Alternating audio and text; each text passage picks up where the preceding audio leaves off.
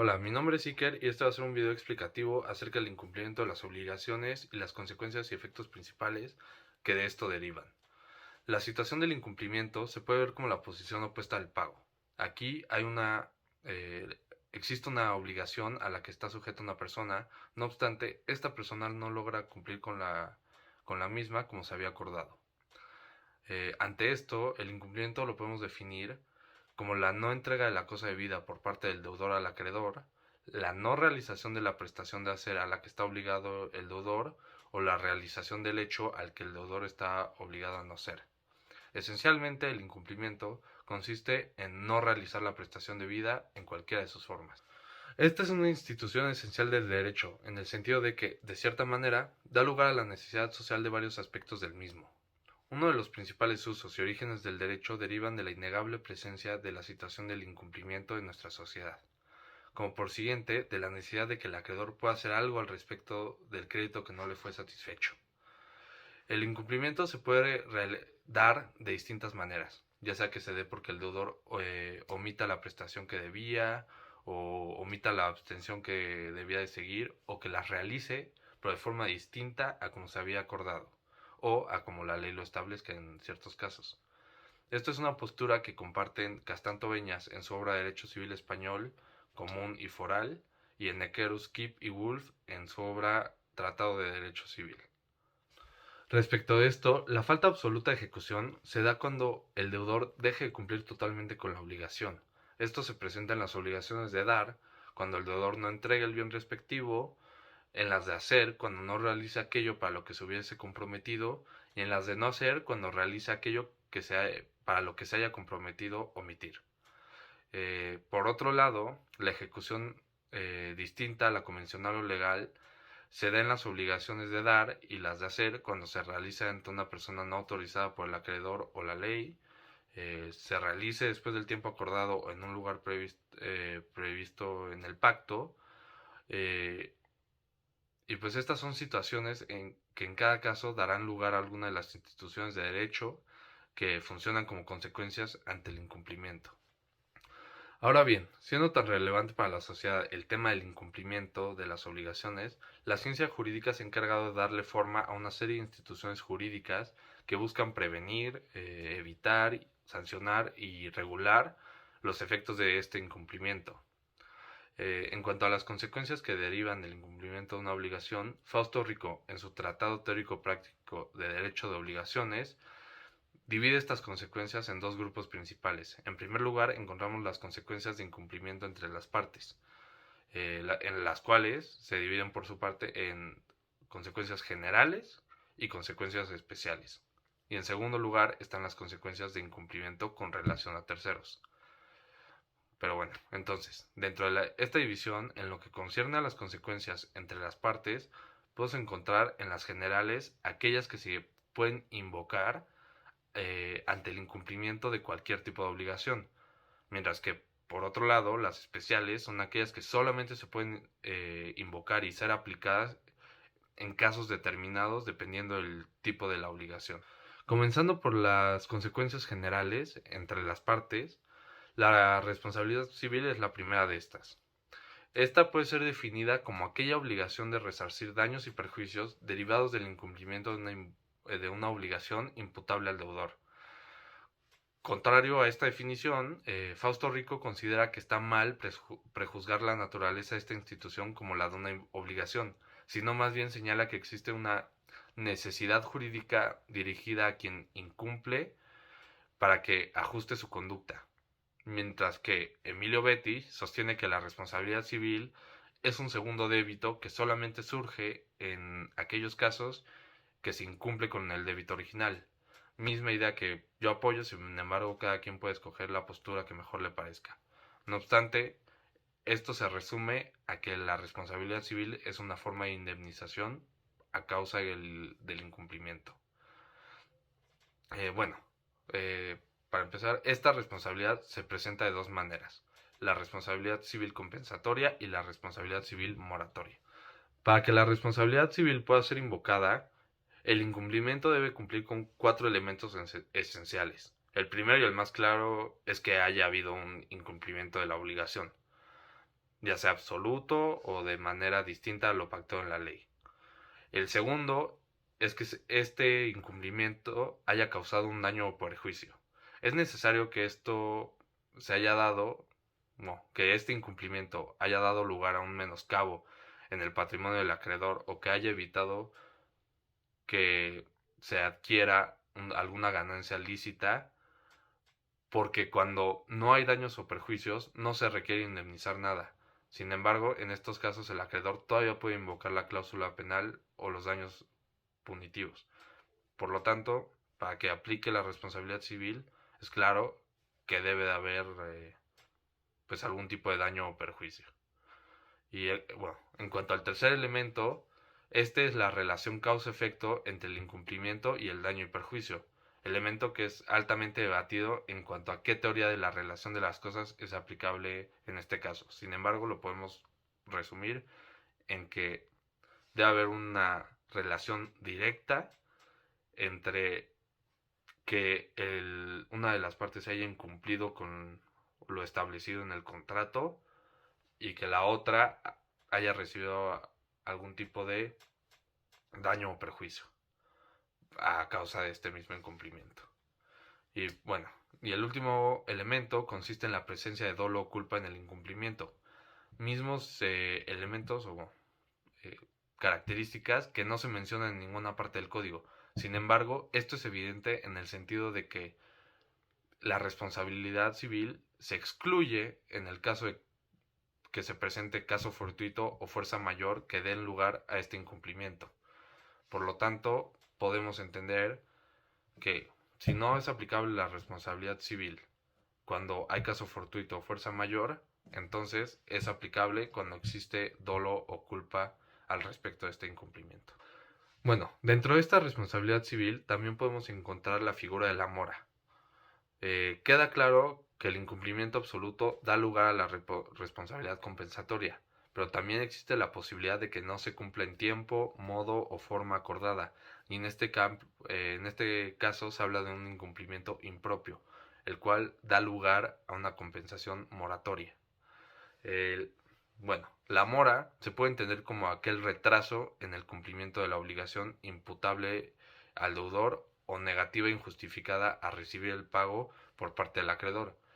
Y es aquella que da lugar a la responsabilidad moratoria, como ya fue mencionado. Bueno, en casos de incumplimiento en los que se aplique la responsabilidad civil, la regla general es que se aplique la indemnización compensatoria.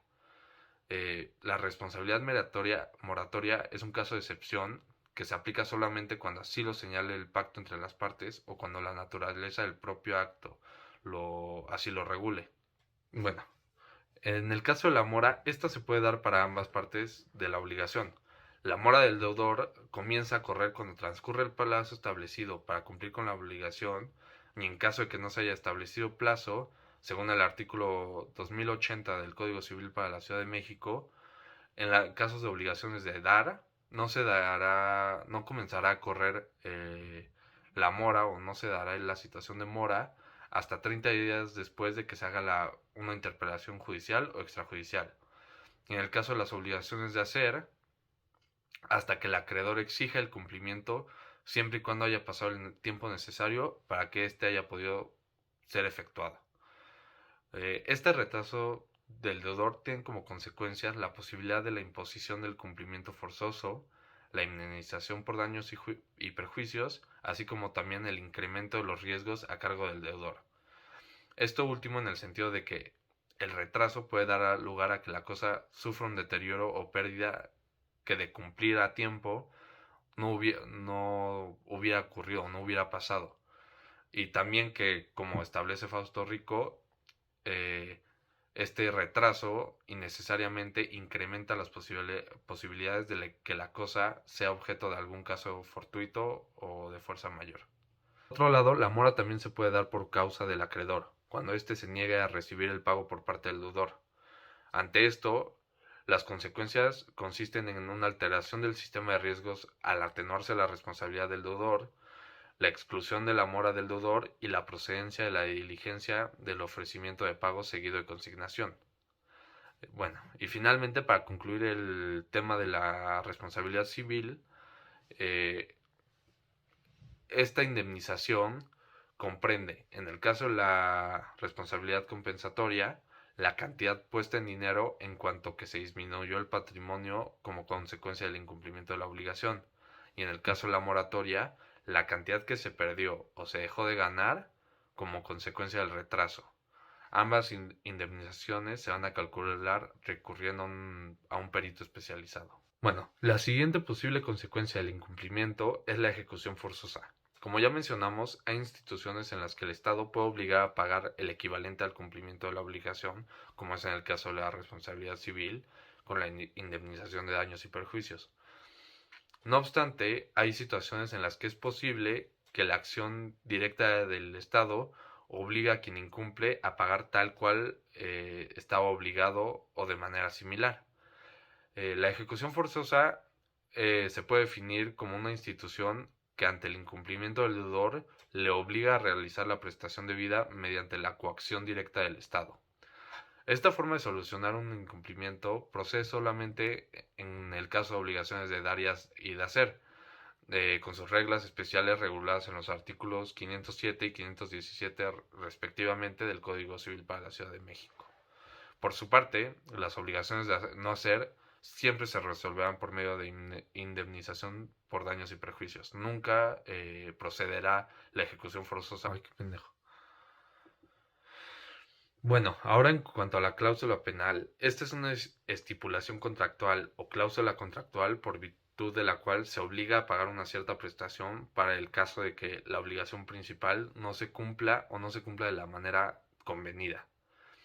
Esta es una cláusula que puede ser aplicada para cualquier tipo de obligaciones y se presenta ya sea de manera compensatoria por el incumplimiento total de la obligación o de manera moratoria por el incumplimiento parcial de la misma. Bueno, respecto a esto, según Kemmelmayer de Carlucci en su obra La cláusula penal, dicha cláusula conlleva tres utilidades, siendo estas la compulsiva, que busca que el deudor no quiera incumplir con las consecuencias establecidas, no quiera incumplir con las obligaciones justamente por estas consecuencias previamente establecidas, la indemnizatoria, ya que sustituye la situación del pago de daños y perjuicios, y la simplificación probatoria, ya que puede ser invocada con el simple incumplimiento. No se necesitan estos eh, otros elementos que requiere la responsabilidad civil, como es pues que dicho incumplimiento haya causado un daño y perjuicio y que bueno, el incumplimiento tenga una relación directa con estos daños y perjuicios. Sobre esta cláusula hay que destacar que tiene la característica de ser una cláusula accesoria, en el sentido de que la ineficacia de esta no afecta a la obligación principal, excepto en el caso de la promesa de portefort y la estipulación a favor del tercero. Bueno, y ya entrando a su regulación, es esencial mencionar que esta cláusula cuenta con ciertos límites en el sentido de que no se puede acumular con los daños y perjuicios, o se elige la cláusula penal o se eligen los daños y perjuicios. No se puede acumular con la obligación principal a menos de que sea una cláusula penal aplicable en el caso del incumplimiento moratorio. De lo contrario, tienes que elegir entre la cláusula penal o la ejecución forzosa. No se pueden ambas. Y el tercer límite es que la indemnización no puede superar el valor de la obligación principal. Bueno, para finalizar con este tema de la cláusula penal, vale la pena mencionar que, contrario a esta cláusula, existe la cláusula de no responsabilidad, en la que las partes pueden excluir la responsabilidad por el incumplimiento de una obligación en casos de culpa. Ahora bien, entrando a las consecuencias especiales, en primer lugar encontramos el pacto comisorio, el cual es aquella cláusula por virtud de la cual una parte de un contrato bilateral sinalagmático que ha cumplido con su parte de la obligación ante el incumplimiento de la otra parte puede demandar la rescisión del contrato o cumplimiento forzoso y en ambos casos la indemnización correspondiente. Por lo tanto, de esta definición podemos extraer que para que proceda el pacto comisorio se necesita que se trate un contrato bilateral sinalagmático que una de las partes haya cumplido y que la otra haya incumplido. Ahora, entrando bien a a su regulación, el pacto comisorio solamente procederá en casos de incumplimiento parcial cuando el cumplimiento de la obligación se hubiera pactado en su totalidad. Eh, Cuando sea necesario que ésta se cumpla, pues como ya mencioné, de manera total. En el caso de incumplimiento de una cláusula accesoria, el pacto comisorio solo procederá en aquellas situaciones en las que este incumplimiento afecte directamente a la voluntad de las partes y la decisión o las razones por las cuales se decidieron obligar.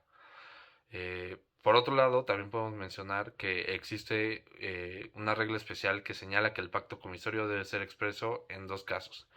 En cuanto a la transmisión de bienes inmuebles, con el fin de que este pacto comisorio sea oponible ante terceros, y también debe ser expreso en el caso de pago por abonos.